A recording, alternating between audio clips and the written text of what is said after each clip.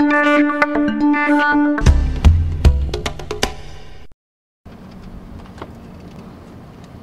y a un an, vendredi 23 mars 2018, le terrorisme islamiste frappait une nouvelle fois à Carcassonne et à Trèbes.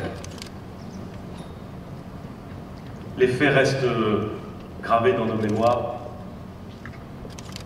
et comme pour tous ces moments de basculement, il y a fort à parier que chacun d'entre nous soit capable dans très longtemps de dire très exactement ce qu'il faisait ce 23 mars 2018.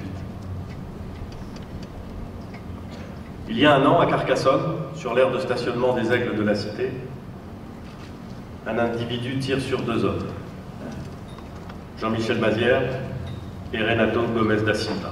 Vers 10 heures, il ouvre le feu depuis son véhicule sur 4 hommes des compagnies républicaines de sécurité de Marseille, stationnés à Carcassonne alors qu'ils effectuaient leur jogging.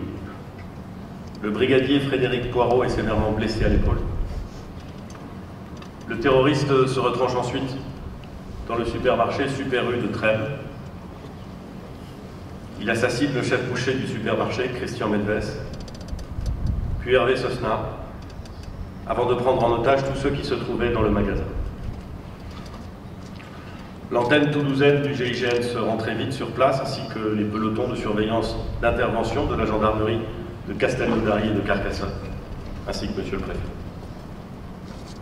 Le colonel de gendarmerie Arnaud Beltrame obtient du terroriste de pouvoir se substituer à une otage.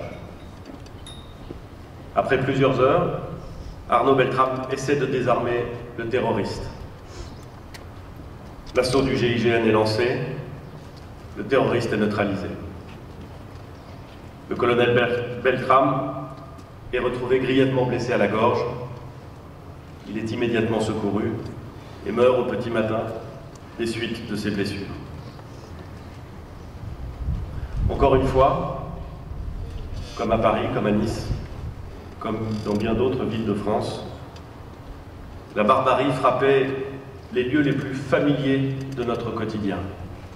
Un supermarché, lieu de passage et d'échange, parfois de rencontres.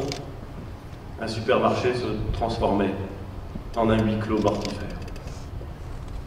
Le terrorisme s'invitait dans nos lieux de vie pour nous désorienter, pour nous séparer, pour écorner notre confiance en la vie.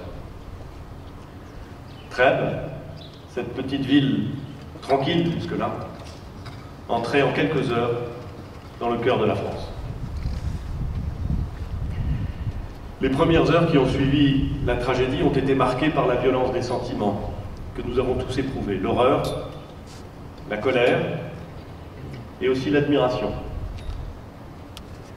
Mais très vite, malgré le choc, une très grande dignité l'a emporté sur les autres sentiments. Sentiments dont je mesure pourtant l'intensité et la durée chez les familles des victimes.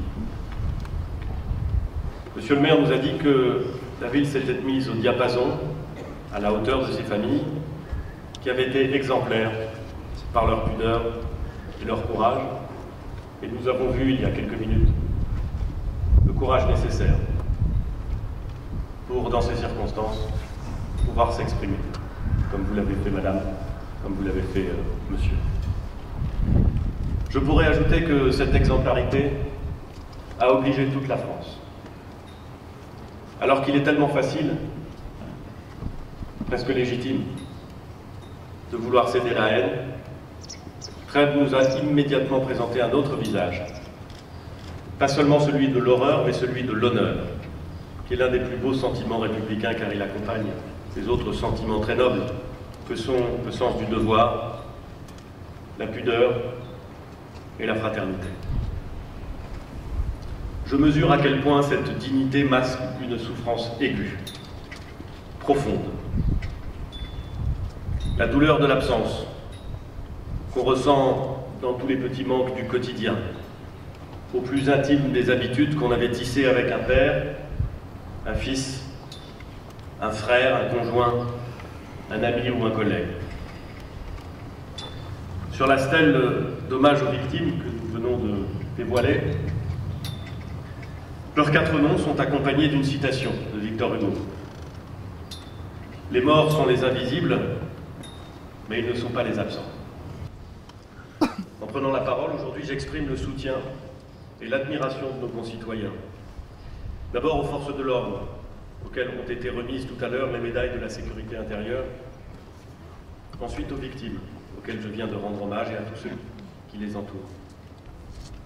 À tous les Trébéens, qui ont été incroyablement éprouvés depuis 1 an. Par son geste, Arnaud Beltrame a sublimé et réuni à la fois le visage des forces de l'ordre et celui des victimes.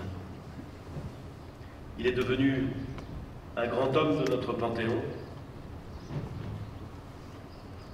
et Trèbes est devenue une ville symbole. Une très grande petite ville, ou une petite très grande ville, je ne sais pas comment il faut le dire. Une ville qui n'oublie pas et qui n'oubliera jamais. Une ville meurtrie, mais vivante. Une ville à l'image de notre pays, la France. Courageuse, solidaire, forte et belle. Je vous remercie.